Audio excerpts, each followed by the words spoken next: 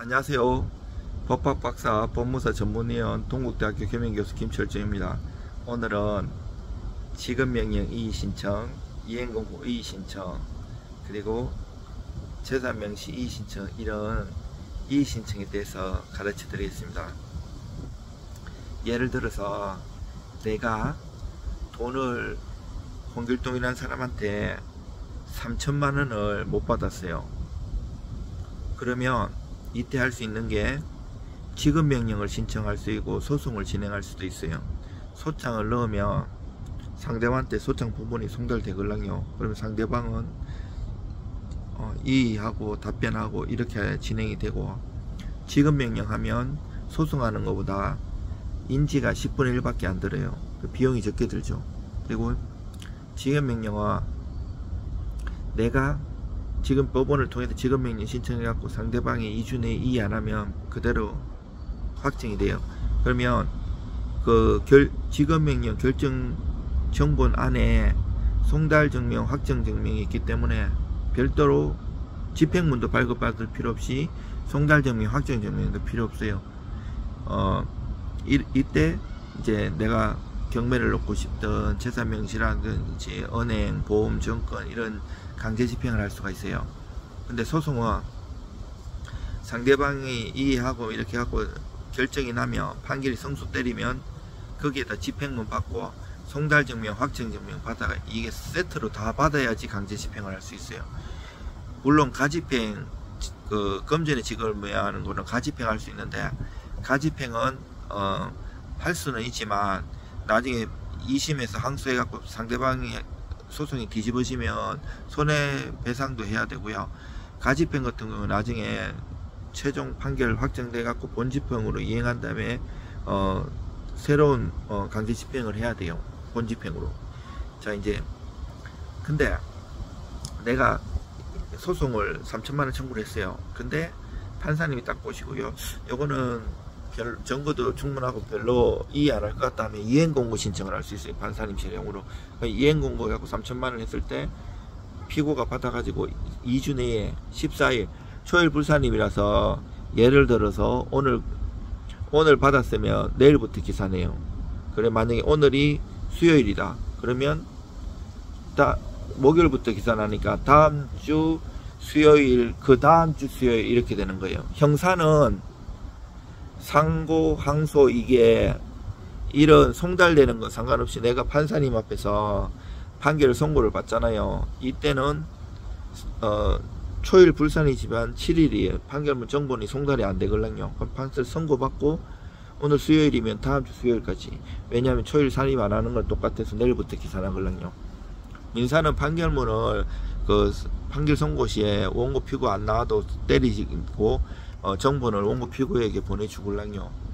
도달 안 하면 공시송달도 신청하고 이러는데, 형사는 내가 판사님 앞에서 듣잖아요. 그래서 판결 정본을 받고 싶으면 선고 받고 재빨리 나가가지고 판결 정본 신청도 해야 되고, 또 제3자가 열람하는 거 제한도 할 수 있어요. 왜냐하면 뭐 영업비밀이라든지 여러가지 개인 중요한 게 있으면 기재해가지고 사유에 해당되는 판사님이 다른 사람이 판결문 송달 못하게 할 수 있어요.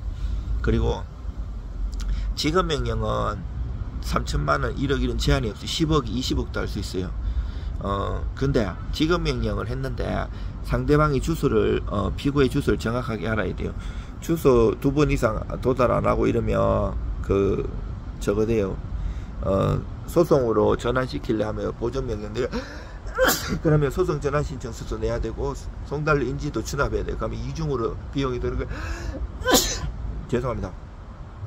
그리고 이제 금융기관 같은 경우에는 최근에 법이 바뀌어가지고 공시송달 제도가 있어요. 지급명령도. 근데 일반 개인 같은 경우에는 공시송달 제도가 없어요. 그리고 내가 이제 판결 정보를 받아갖고, 아니면 아까 소송 같은 경우에는 판결 정본, 집행문, 송달증명, 확정증명 여기 세트라 그랬잖아요. 요거를 받아가지고 재산명시 신청을 하면, 아니면 공정증서가 있으면 둘이 사바사바 해가지고 협의를 봐가지고 공정사무실 가가지고 공정 사무실은 이제 서초동 이런 데 돌아다니면 5인 이상 변호사가 공정 사무실을 내야 돼요. 거기서 그 공정 사무실에서 공정 받은 게 있으면 거기다가 집행문을 발급받아 갖고 그 정본에다가, 등본이면 안 돼요. 정본에다 집행문 받아 갖고 강제 집행 신청할 수 있어요. 근데 그 송달점의 확정점은 필요 없어요. 또 그 공정정서는. 근데 만약에 여기서 그 재산 명시를 해가지고 피고한테 도달했어요. 이제 재산 명시 결정문 먼저 송달돼요. 그 다음에 이제 그때 일주일 내에, 보통 일주일에 약간은 14일이었잖아요. 뭐 10일 내에 답변서를 내든 아니면 뭐 7일 내에 이의 신청하는 거나 그거 정확하게 지켜야 돼요. 그거 불변기간이라서 하루라도 지나면 안 받아줘요. 그러면 이의 신청을 하면 별도의 사건 번호가 부여야 돼요. 그 재산 명시하고 채무불이행자 명부, 채무불이행자 명부는 신용불량 만드는 거거든요. 2015년 이전에는 가명 다 통일돼 가지고 두 개가 사건이 잘 구분이 안 갔는데, 그 이후에 이 재산 명시는 가명, 채무불이행자 명부되는 가불인데, 가명 이렇게 오잖아요. 그러면 내가 이의 신청을 해요. 그러면 별도 송달 인지하고 사건 번호 별도 부여되고, 내가 이 온 거는 잠시 정지돼요.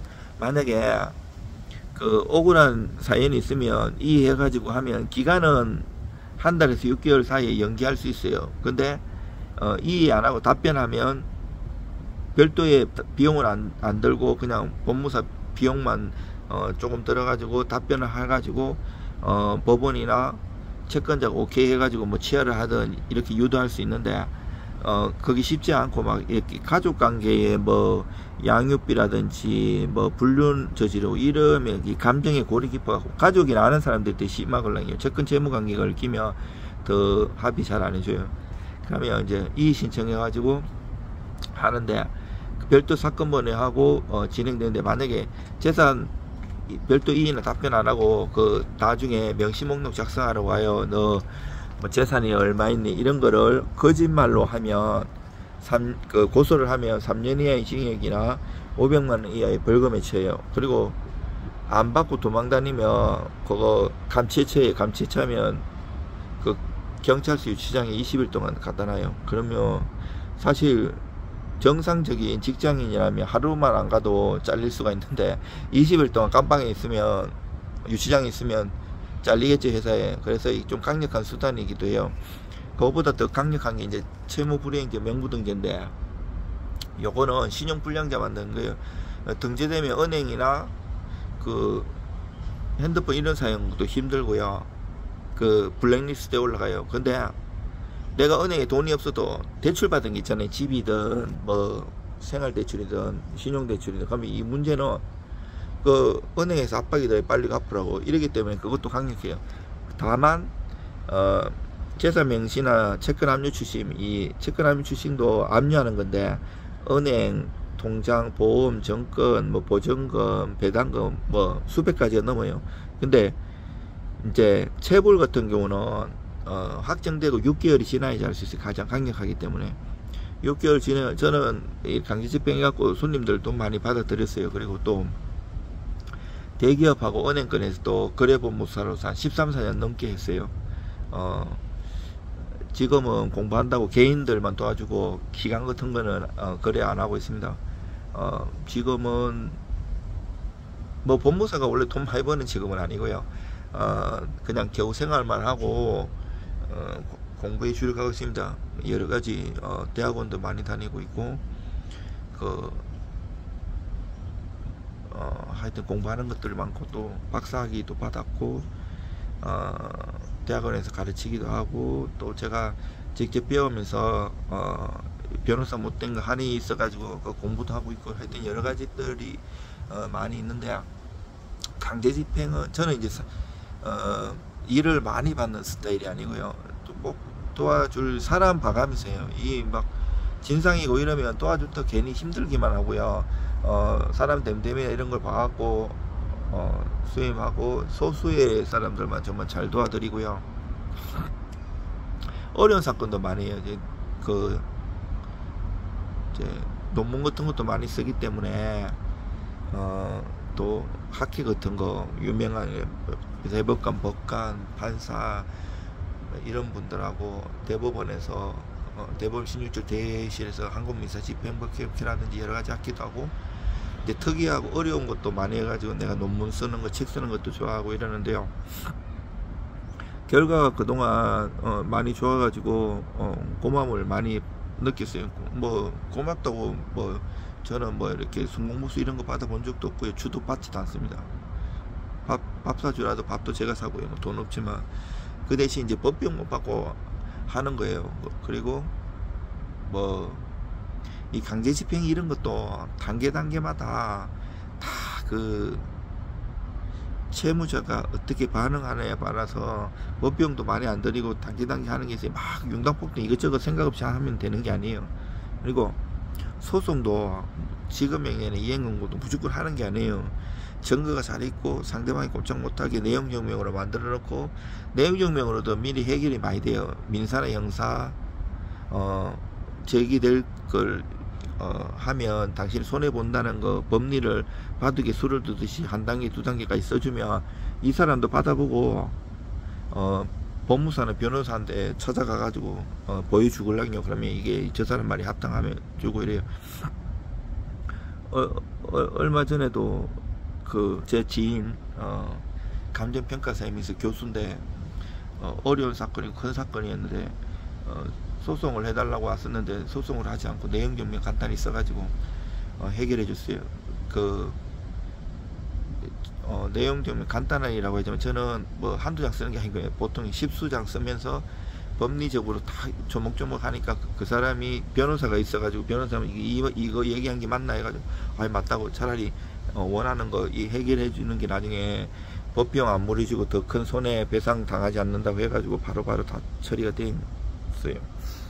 그러니까 이 법무사 사무실은 뭐 변호사 사무실도 마찬가지고 한 분야만 하면 안 돼요. 민사, 형사, 강제집행, 등기, 공탁, 집행 두루두루 해가지고 실질적으로 이 사람이 돈을 받는 게 중요한 거지. 판결 껍데기로 뭐 매일 읽기만 하고 뭔 소용이에요. 그걸로 돈 받는 것도 아닌데, 그 승소하면 뭐 성공무수 뭐 30% 주겠다 뭐 이렇게 약속하면 손해만 가지고 받지도 않았는데 자기 돈만 날라가죠.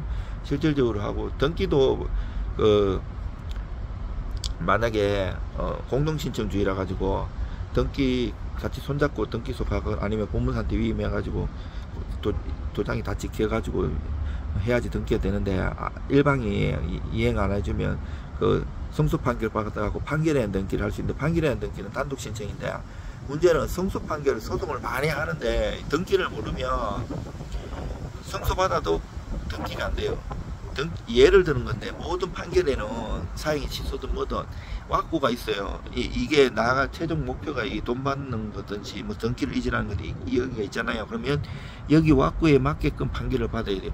판사님은 수동적인 입장이라서 실질적으로 내용을 다 알 수도 있고 뭐 몰라서도 그렇고, 이 청구한 취지대로 변호사든 법무사든 그 소송 청구 취지가 있잖아요. 그거대로 판결하게 돼 있어요. 그 적극적 설명을 못하게 돼 있어요. 판사님이 판례가 있어야 되면 소극적 설명을 할 수 있는데, 적극적으로 뭐 이렇게 항명사항을 얘기한다든지 뭐 이렇게 권치라고 할 수가 없어요. 얘가 이렇게 청구 취지를 해오면 이거 잘못됐다고 등기 안 된다고 이렇게 말 못해요. 그래서 그렇게 판결해줘도 등기가 안 되는 경우 우리나라 50%가 넘어요. 그래서 그거 조심해야 되고요.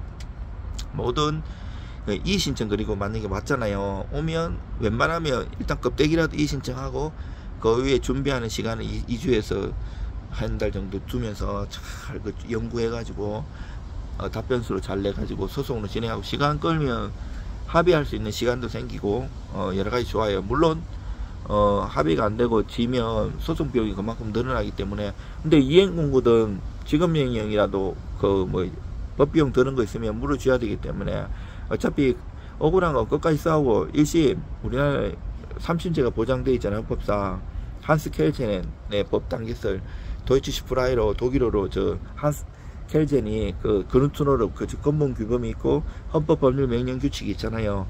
헌법에 보면 모든 법의 기본적인 인간의 정신성이라든지 헌법이 기본권과 통치 구조에 대해서 해놓은 거거든요.